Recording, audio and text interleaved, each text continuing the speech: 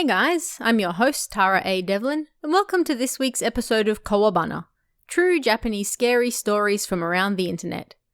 My latest novella, Ghost in the Box, is now out. If you want a quick jaunt through a creepy ghost story that will keep you guessing until the end, then check it out on Amazon right now. We also have a brand new design up in the Kowabana merchandise store. You can check that out at kowabana.store. We have shirts, mugs, stickers, masks, and much more. So do check it out and help support the show at the same time.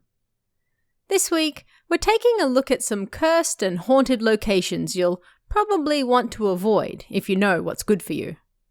First up, a young man often spends the night at his friend's apartment before learning that the room next to his is free.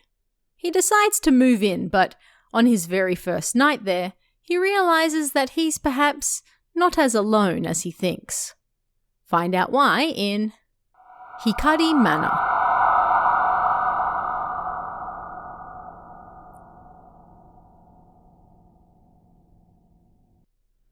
This is a scary story that I really experienced in a wooden, run-down 2-story apartment building called Hikari Manor in the Shimokitazawa neighborhood of Tokyo. This Hikari Manor, it looked just like a dirty lump of wood, and if it wasn't for the laundry hanging from the second floor window, then you would think it was abandoned.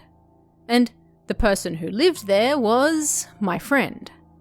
He was the only person who still lived in the building, and the landlord seemed to use the other rooms simply as storage. At the time, I was often in Shimokitazawa for drinking parties, and because I usually missed the last train of the night, I stayed at his place a lot. There were 3 rooms on the second floor of Hikari Manor, and my friend's was right at the end. And his apartment was so messy. It was a 6 tatami mat room, but there was so much stuff all over the place that you could barely step inside. It looked like it had been bombed several times after being raided by the police, you know? There was a wooden wall that acted as a barrier between his room and the next, and on it was a roughly 30cm square piece of plywood. "What's that?" I asked. "Dunno. Maybe next door can see in here," he answered. Well, you probably had to have a personality like that to continue living here, I thought to myself. "Nobody lives next door, so why don't you move in?" he then continued. Suddenly, I thought about renting it with a few of my drinking buddies. Next door? Isn't every apartment here free? According to my friend, nobody could live on the first floor because it was infested with bugs. The landlord used the first room on the second floor for her storage, so if I wanted to rent a place, then next door was best. In other words, there was no room for choice in the matter. One morning when I was hungover, I spoke to the landlord, an old lady who I often ran into on my way out of the place. They're going to tear this place down next year and turn it into an apartment building," she said. And thus, the rent was unbeatable. I decided to sign a contract right on the spot. I couldn't stop laughing when I told my friend, and he said he hadn't heard anything about the building being torn down.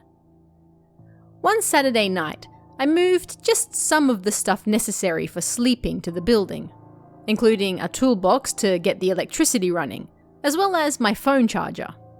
I also brought my wall clock, and because all I had to hang it up was a long nail, I hammered it into the wall without hesitation. When I looked up at the clock, it was past 11 p.m. I lit a cigarette and was thinking about going out for a drink when my friend next door called me. There was a strange rustling sound when I answered, and I couldn't hear what he was saying very well. It was like he was stifling his voice or something. "What's wrong?" I asked. "I can hear a strange noise in my room right now," he said, sounding scared. I hadn't told him that I was moving in that day, so I laughed when I realized he had probably heard me hammering the nail in. "It sounded like a voice saying, 'You asshole. You asshole! What the hell, man? Ah, I thought. He must have realized I was moving in, and so he was trying to scare me instead. But either way, his acting skills were amazing. He really sounded like he was about to cry. Dude, I'm scared. What should I do? I can't get out of bed. What's that? I can hear other voices.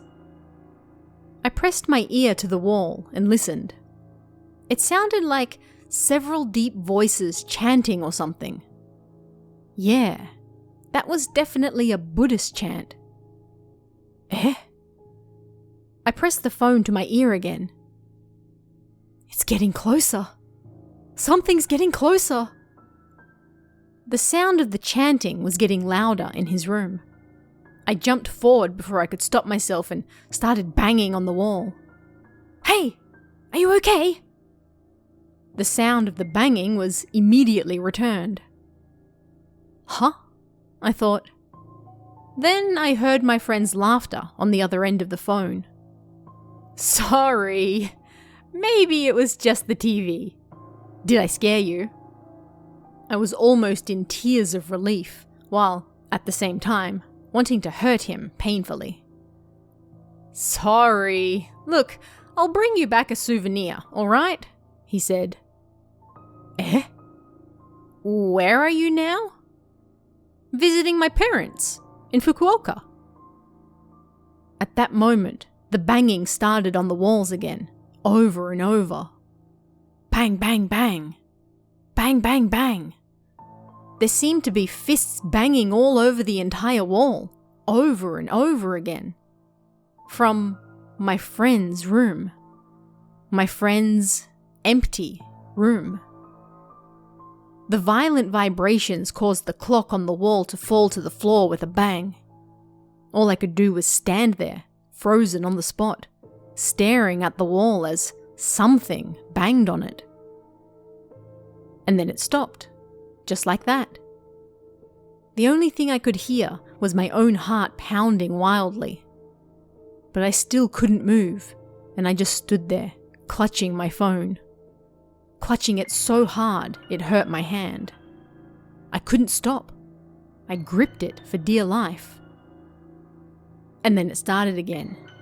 Bang, bang, bang, over and over. But this time, it was coming from my front door. Bang, bang, bang. Bang, bang, bang. You asshole! Hey, you asshole! The moment I heard the voice, I ran towards the window in a panic, thinking I had to escape. I stuck my head out the window, intending to jump, and then I saw several faces looking at me from my friend's window. Our eyes met. And then I jumped. Or rather, I found myself falling. I landed in a narrow spot between the apartment and a block wall, and could barely move. One of the men that looked at me from the window then followed me down. I was in tears, trapped between a rock and a hard place. I desperately tried to squirm my way out, sliding along like a crab. I could hear the man chanting something behind me, and when I turned around, the man didn't seem stuck at all, despite being much bigger than me. He was looking right at me and proceeding slowly in my direction. He wasn't human. That was what I thought. I tried not to look back again and just kept moving with my chest and back pressed against both sides. There were numerous spider webs in the gap, and as I broke through them, I saw I could go right at the end of the gap. To the right, things got a little wider. I just needed a little more. The chanting voice was now right by my ear. It sounded just like a machine. Hello! Hello! I realized it was coming from the phone in my hand, which was still on a call.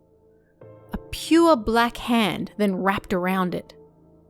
Half crazed, I tried to shake it off, and then, when I reached the end to the right, I fell into a large open space. My left leg seemed to be broken, and when I tried to stand up, a surge of pain shot through it. Still, I tried to stand up again and crawled along the ground before finding myself in front of a well. The well was a dead end. I slowly turned around, and the man turned the corner and entered my field of vision. He just stood there though, as though he couldn't come any closer. His face looked sticky and black, like it was burnt, and all I could see were his eyes that seemed to float on his face as they stared at me. His white clothes appeared to be burnt all over as well. Slowly, the wall behind him became more and more visible, and then, with a Buddhist chant, he disappeared, just like that, and I couldn't see him anymore. I almost fainted, but the intense pain in my leg kept me conscious. I grabbed the well and pushed myself to my feet, and I saw it was surrounded by a wooden fence covered in talismans. There was also a broom and dustpan nearby, and in the darkness I saw a small door. "Hello? Hello? Hey!" "Yeah," was the only thing I could say. "So you can hear me? Dude, what was that voice?" I ignored him and told him I had to move out of that apartment right away. There were several things I learnt 3 days later. In the past, 6 members of some crazy religious group rented out all 3 rooms on the 2nd floor of Hikari Manor. All 6 burned themselves to death in the parking lot of the gym across the way, and while 5 of them died, 1 of them went missing.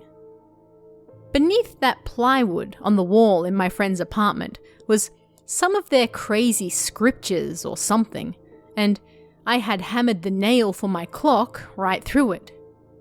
And apparently, my friend was found convulsing in the bathroom of his family home after that. Of course, we quickly held a purification ritual and moved right out of that building. I have no idea if the thing in that building has since been dealt with, but at the very least, we're okay now. I guess I really shouldn't have hammered that nail to the wall. Next up, we're heading into an old village deep in the mountains with a rather unique tradition. Of course, this village has several rules regarding this tradition, and should you break them, well, find out what happens in hair drawing technique.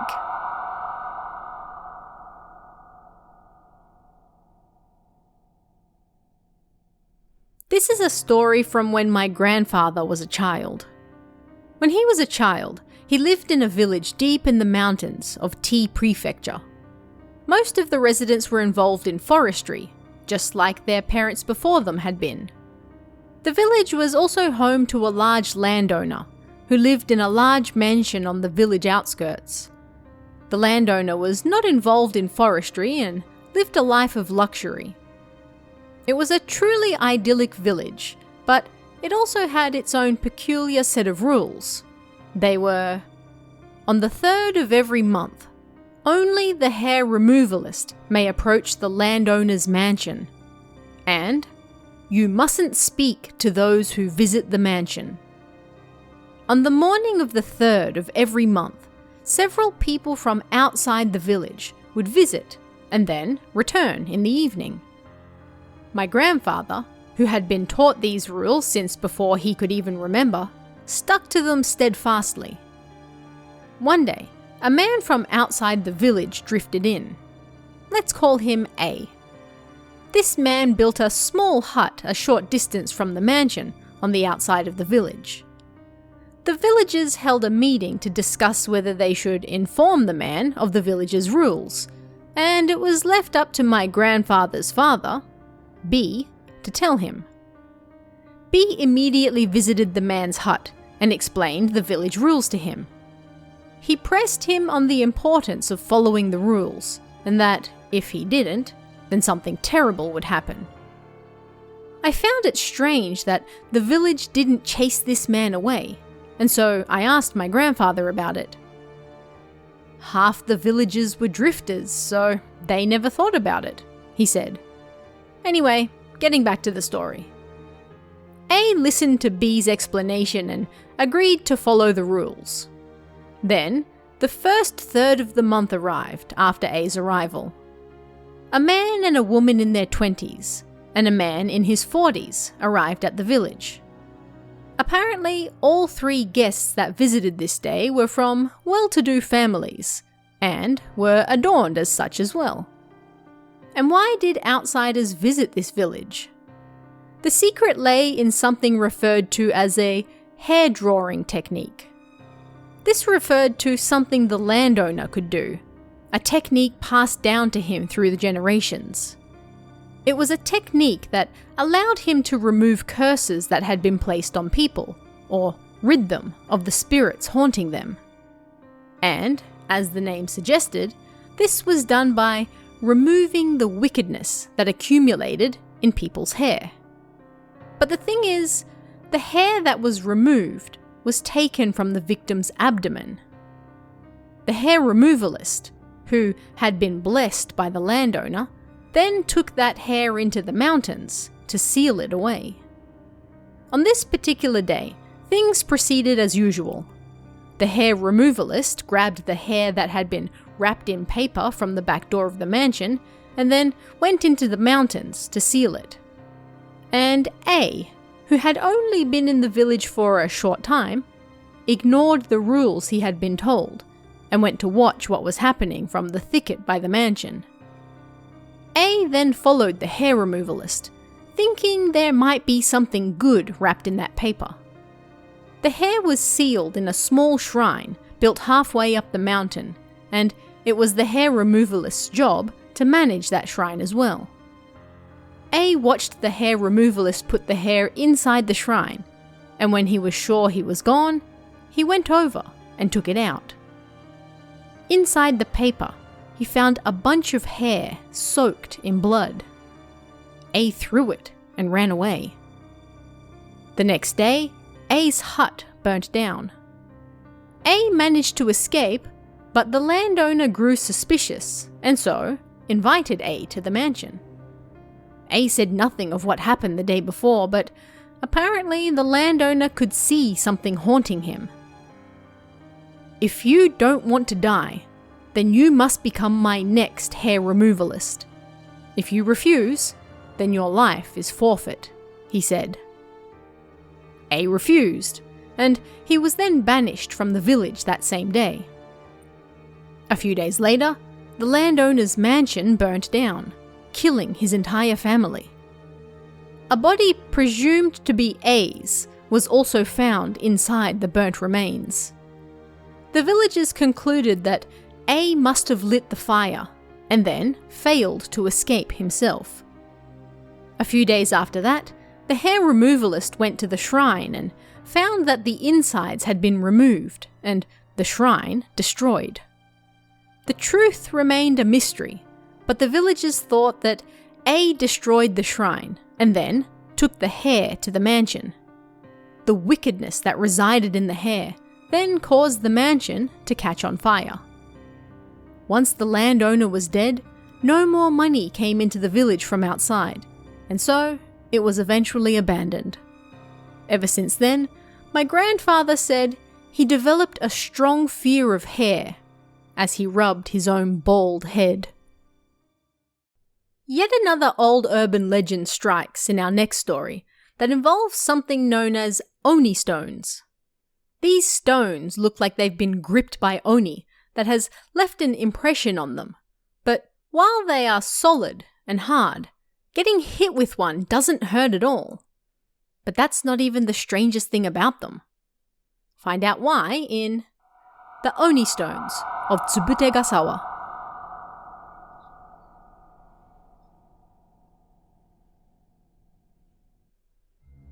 I'd like to tell you the story of the Oni Stones of Tsubutegasawa. There's a small river in the mountains not too far from my house that has this name. The name comes from an old folktale, and in the story, there are these strange stones that they call the Oni stones. These stones are all different sizes, but they all have the same pattern on them, that looks like they were once gripped by an Oni. Now, they are most definitely stones, but if you get hit by one, it doesn't hurt. They might be made of clay or something, but if you grip it, then it feels hard, just like a regular stone. If you search the Tsubutegasawa, then you might occasionally find one. However, there is one rule that you must follow, and that is never to bring one of these stones home with you. You have to throw it across the river and say, "The Oni stone is on the other shore." When I asked my grandmother about why you had to say this, she said, "Because the Oni will come, just like in the folktale." Really?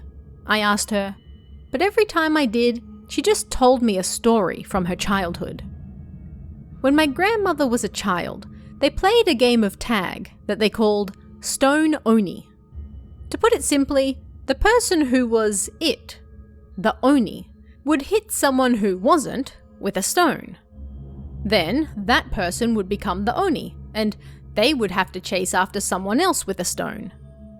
But what really made this game a little odd was that they used an Oni stone to play, and you couldn't change it. So if you missed, then people could hide while the Oni looked for that same stone again. And then, the important part. Once the game was over, you had to throw the stone across the river before returning home and scream, "The Oni stone is on the other shore." I think this was probably to signify the end of the game, but in reality, that wasn't the only reason for it. That little introduction took a while, but this is a story from my grandmother's childhood. My grandmother was playing Stone Oni with some of the local children. My grandmother had to go home first, but the other kids stayed out late playing. They all went home long after the sun had set, but that night, something terrible happened. One of the families in the village was massacred. The grandfather, grandmother, and mother were all found stabbed to death with a kitchen knife the next morning. The father was away on business. But worst of all, their livers had been eaten. There was no sign of the child anywhere, so the village was pure chaos. I guess, at the very least, they wanted to find the child. But on that note, some of the children who had been playing together turned pale, and then whispered something to my grandmother. "Actually, something terrible happened." The last one as the Oni was the child who was missing, and while they were looking for the stone, everyone else went home. So this was what my grandmother thought. The kid who found the stone on the shore of the empty dark river then cried all the way home with the stone still in hand. But because they didn't say the chant, then the Oni must have followed them home. In her childlike way, my grandmother was terribly worried, so she went to speak to the monk from the local temple about what happened. But the monk got really angry at her. He was so angry that she feared he would be angry at her for the rest of her life.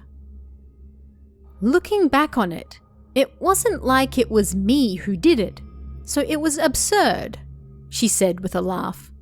But at any rate, he was furious with her. The monk then summoned the local policeman and village chief to discuss what to do. But with my grandmother just being a child at the time, she was left out of the conversation. Later, while the grown-ups were doing various things around the village, the child was apparently found. My grandmother was worried and went to see them, but when she got there, she found the child tied up and being dragged away by the police. The look on their face was like nothing she'd ever seen before, like a wild beast had somehow possessed the child. Then, my grandmother clearly saw it. The Oni stone still in the child's hand, and the horns growing from the child's shadow. After that, the incident became something the village refused to talk about, and the Stone Oni game was banned as well. Well, my grandmother and her friends were all so scared that they didn't want to play it themselves either, so they didn't even have to ban the game, really. And that was my grandmother's story.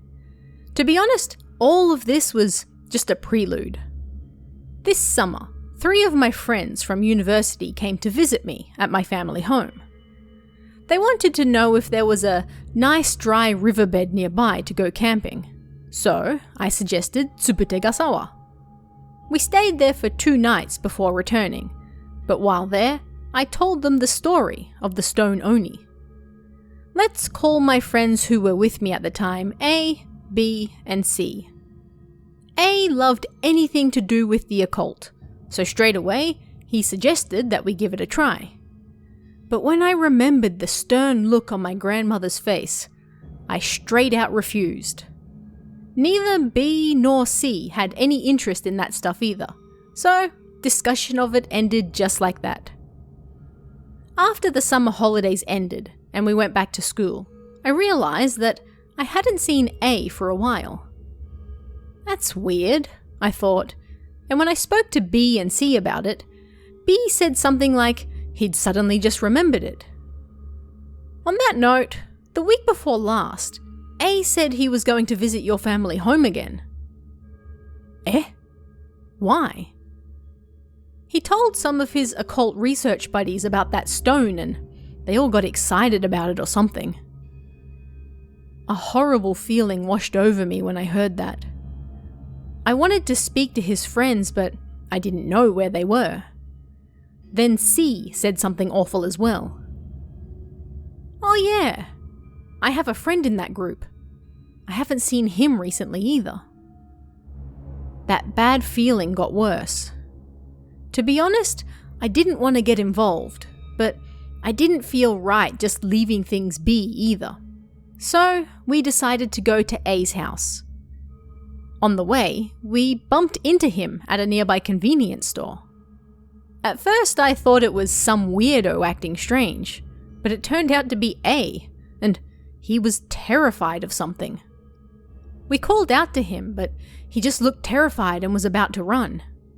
However, when he saw my face, he suddenly started rattling on about something. Honestly, I had no idea what he was saying. At any rate, he looked so scared that we all went back to his apartment with him. Let me summarize what he told us. He went back to my hometown with his friends from the occult group to try out the Stone Oni game. They actually found an Oni stone to play with, and strangely, the stone really didn't hurt when hit with it. And then, after the game, they decided to take the stone home to investigate it, without throwing it across the river and saying the chant. But as they were driving home on the highway that night, something strange started to happen. 3 people from the group went back to my hometown. A, D, C's friend, and E, from the geoscience lab. It was E who took the stone home. E was usually a very talkative guy, but on the way home, he barely said a thing. A figured that he was just tired. The 3 of them stopped at a convenience store on the way home to get some more drinks, but E also bought a cutter in addition to his drinks. At the time, they just thought he was a bit of a weirdo, but that was it. But as they left the store, A saw what looked like horns growing from E's shadow. It's just my mind playing tricks on me after hearing that story, he thought on the way back to the car. But then he heard D scream. E had just slashed him with the cutter. "What's wrong with you?" A screamed as he grabbed him from behind. E's head seemed to turn all the way around, and he grinned at him with a beastly look in his eyes. Then he stabbed A in the thigh as well, and the pain caused him to let go. D then jumped into the car and drove off without even closing the door. E got caught in the open door and got dragged alongside the car. A, left all alone in the convenience store car park, trembled in fear and returned home by cab. When he got to school the next day, he heard what happened to D and E. Apparently, D's car exploded on a nearby bridge and D was in the hospital. E hadn't been seen since. After that, A thought that E would come after him next, so he locked himself in his apartment. And that was A's story. When I heard what happened, I called my parents and asked them for the name of the temple in our village and tried to call the chief priest there. While I did that, A lay trembling under his blanket, and then suddenly, he screamed. I looked over at the window, and a dirty man was standing on the veranda outside his room looking in. The look in his eyes was unnatural, and he grinned as he muttered something. This otherworldly sight sent a chill down my spine. The man then smashed the glass with the stone in his hand and slowly stepped into the room. We were stunned, but then the three of us stood there with chairs, pots, etc., whatever we could grab to defend ourselves from this cutter-wielding man. We managed to subdue him, and then we heard a police officer's voice coming from the front door. A suspicious-looking man was seen climbing the veranda. So, of course, someone had reported it, I thought calmly as A passed out next to me. As I suspected, the dirty man was E, but he wasn't of sound mind, so I had no idea what was going to happen to him. A returned to his parents' house, and I don't know what happened to him after that. When I called the chief priest at the temple, he ended up scolding me terribly. He told me to leave the rest to him and warned me not to get involved any further. Frankly, I didn't want to be involved, and so I did just as he said. These days, I pretty much only talk about it if I go out drinking with B and C. But there's one thing that still bothers me. What happened to the Oni stone that E took? It must have fallen to the floor when he broke into A's house, but when the police arrived, the stone was nowhere to be seen. No, maybe if the police picked it up, then perhaps the chief priest dealt with it. But thinking that someone out there might still have it sends chills down my spine. You should be careful that you don't come across an Oni stone of Tsubutegasawa. For our final story this week, a bunch of students go on a school camping trip, but it turns out the building they're staying in had a terrible incident happen there years earlier, and the body was never found. Is this unfortunate soul still haunting the area? Find out in The Sealed Empty Room.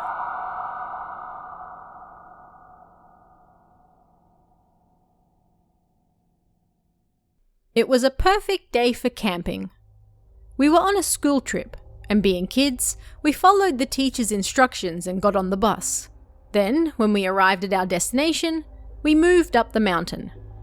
On the way up, there was a rather steep rock face with numerous chains hanging from it. The teacher then instructed us to climb up using the chains one by one. On the way up, I saw a vase full of flowers, and I thought that someone must have died here. Looking back on it now, that sudden cliff probably looked a lot steeper than it actually was, being that I was just a kid and all. The teachers were able to climb it without problem, so in reality it probably wasn't that big of a deal. Anyway, we all climbed the steep rock face and there was an open area nearby, so we ate lunch while we waited for everyone to finish. But it seemed that we weren't done climbing yet, and when the teacher said, "We still have some ways to climb," we all groaned. I was tired and, come on, I was just a kid. But it seemed the teachers had expected that. They handed out some strawberry candy to everyone and told us to keep going. We all screamed happily and full of energy once more. We were just kids, so we were very upfront with our feelings. A short while later, I saw a white building. we've finally reached our destination, I thought. Everyone line up here, the teacher said, and we stood in a neatly cultivated open space. From there, a set of stairs seemed to lead to the building I could see, but I wondered why we were stopping. I soon understood why. The teacher began to explain what we could and couldn't do inside the building. Once that was done, we went inside the building to drop our stuff off in our designated rooms. The room probably wasn't used much, so it was rather dimly lit. The fluorescent light was on, but it didn't seem very reliable. Our camping trip was for 2 nights and 3 days, and for the first night we made curry rice. I cooked some rice in a large pot, and then the caretaker brought over ingredients for the curry. I don't remember how it tasted, but I think the rice that was left over in the giant pot was great. That night, we were supposed to sleep in different rooms for the boys and the girls, but there were 2 girls left over after splitting everyone up, so they had to sleep in the same room as the teachers. There were actually enough rooms for all of us, but there was one room that we weren't allowed to use. And so, the 2 girls had to sleep in the same room as the teachers. The teachers were, of course, split up into men and women as well. Nothing terribly special happened that day, and I slowly drifted off to sleep. But it wasn't the same for everyone else, as I learnt the next morning at orienteering. When I woke up that morning, I woke everyone else in the same room up. We put away our beds, and then took roll call. We also made our own breakfast. I don't remember what we made, but I'm pretty sure the ingredients were prepared for us. After breakfast, the teachers left to prepare for the orienteering that would take place after lunch, meaning we had some free time until then. Kids played with the stilts and on the tire swings that were there at the building. As I was about to join them, I heard a small scream and gasps of surprise coming from one of the groups. At the center of this group were the 2 girls who had to sleep in the teacher's room. Intrigued, I went over to see what they were doing. It seemed they were retelling a story they heard from the teachers the night before. These 2 girls knew that one of the rooms was empty, although this was something we all knew. I mean, when we entered the building and they assigned us to rooms, there was one room left over that they didn't assign anyone to. And so, the girls thought at first that it was going to be their room. Or at the very least, they were hoping so. So then they asked the teachers about it. Why can't we use that room? It's dangerous with just the 2 of you, isn't it?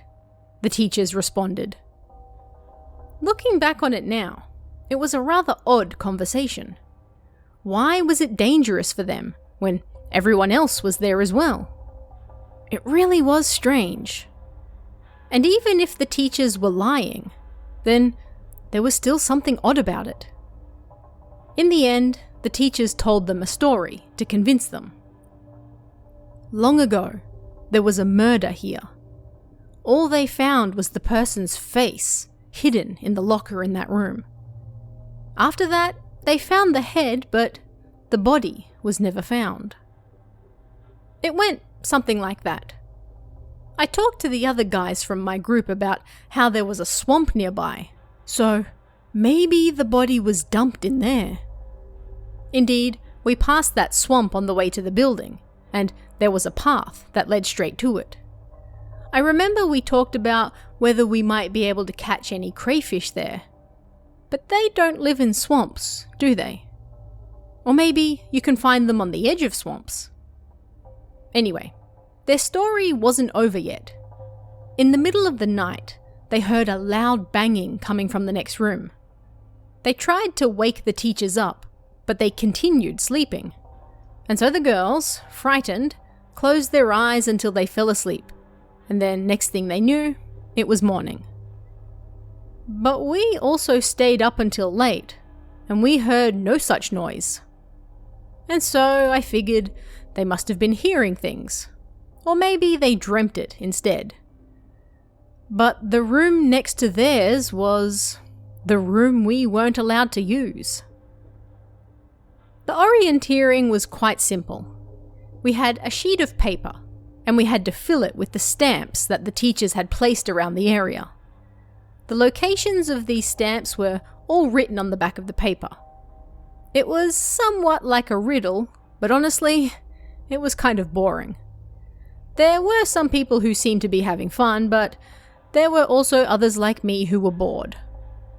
The other guys in my group also weren't very interested in it, so our leader then suggested something else.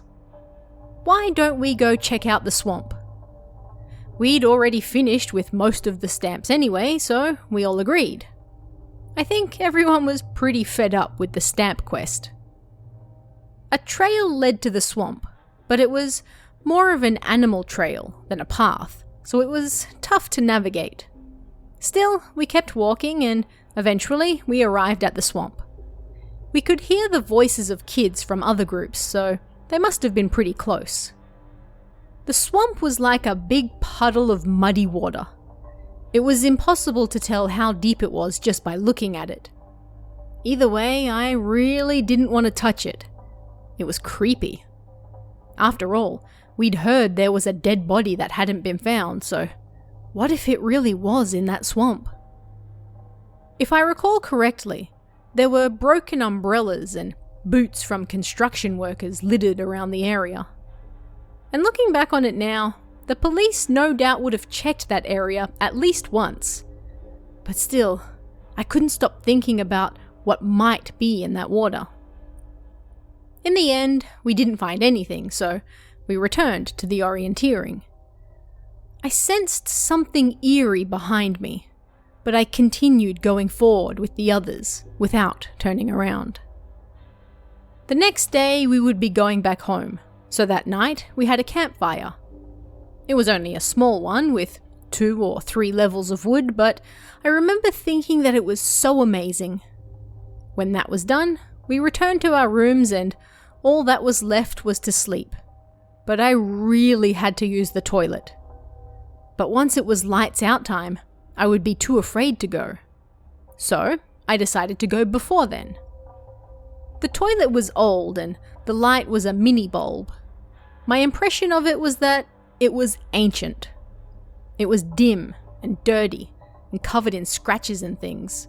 So honestly, it was even creepier than the swamp. When I was done, I washed my hands and went straight back to the room. And come to think of it, the toilet mirror was cracked and slanted. That was even more terrifying.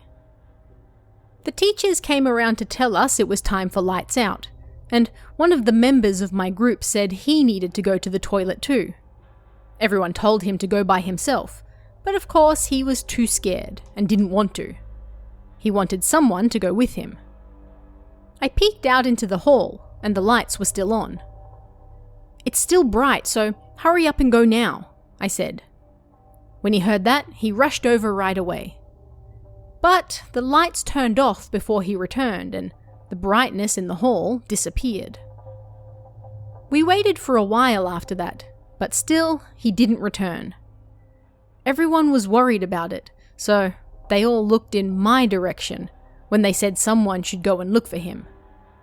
I was the one who told him to go, after all, and I was the one sleeping closest to the door as well. So, of course, they all looked at me, and I had no choice but to go and look for him myself. The hall was pitch black. The only light was that of the emergency light. The toilet was at the end of the hall, to the right of our room. But if you went left and turned the corner at the other end of the hall, there were 2 rooms, and right above those was that empty room we couldn't use. It wasn't like I was going upstairs, so I told myself, I'm not afraid, as I remembered that story from earlier in the day while I walked towards the toilet. It was a straight line from our room to the toilet. There were stairs on the way that led either up or down, but if we didn't use those, then there was no way for us to miss each other. But by the time I reached the toilet, I still hadn't seen him. Meaning, he still had to be inside. I waited for a bit out the front, but I couldn't hear any noise coming from inside. If I went back to the room without him, then I had no idea what the others would say. And so I went into the dark toilet. I passed the sink and reached the stalls, but the only thing I could hear was the sound of my own footsteps. Nothing else.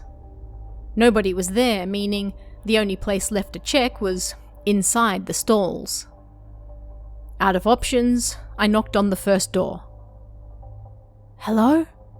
I said in a small voice. The reason my voice was so quiet was because I was afraid. I couldn't speak any louder than that. As I knocked on each door, finally my knock was returned from the other side of one. "Hurry up," I said, relieved. "Can I come out?" the voice replied. But it wasn't the voice of my friend, and I was so scared that I couldn't move, couldn't even speak. "Can I come out?" the voice repeated again from inside the stall. Terrified, I sped out of the toilets as fast as my feet would carry me. I ran all the way back to our room, not caring about whether the teachers would get angry at me or not. But once I got back, something felt strange. I mean, the room I reached wasn't mine. We were staying in room 203, and yet the room in front of me said 306.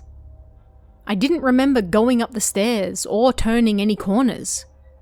So then, why was I standing in front of room 306? And yet, there it was, right in front of me. Room 306. I had no intention of going inside, and then I sensed something strange behind me. Somebody was there. I knew it. But I hadn't heard any footsteps, nor sensed any either. When I realized I could hear the sound of my own heartbeat, something you couldn't normally hear, chills ran down my spine and I started trembling. Then I heard a scream coming from inside the next room. I could hear the surprised cries of the teachers and the wails of the girls, and next thing I knew, the presence behind me was gone. I realized the teachers would likely get angry at me, so I rushed back to my room. When I got there, the guy who had gone to the toilet was already back. "Where the hell did you go?" I asked him. "I went all the way to the toilets to look for you." "Eh? But I only went to the toilet," he replied. It was a straight line to the toilets, so if he wasn't lying, then where on earth did I go? But he didn't look like he was lying at all. A massive thank you and shout out to this week's Kami tier member, Christina. It's thanks to your support, along with everyone else, that I'm able to keep doing this show, so thank you very much. Don't forget to pick up Ghost in the Box, available on Amazon right now, and check out our newly revamped merchandise store at kowabana.store. And if you'd like to chat about this week's stories, come and join us in the Kowabana Discord. You can find that link in the description or on kowabana.net. You can also check out our Patreon at patreon.com/TaraADevlin for exclusive bonus stories and extras, or our YouTube channel at youtube.com/KowabanaJapan for all sorts of Japanese horror you won't find anywhere else. Thanks guys. Stay safe and I'll see you again next time for even more Kowabana. True Japanese scary stories from around the internet. Want even more scary stories? Head over to kowabana.net for new translations every week. You can also join our Patreon for exclusive stories you won't find anywhere else. Head over to kowabana.net now.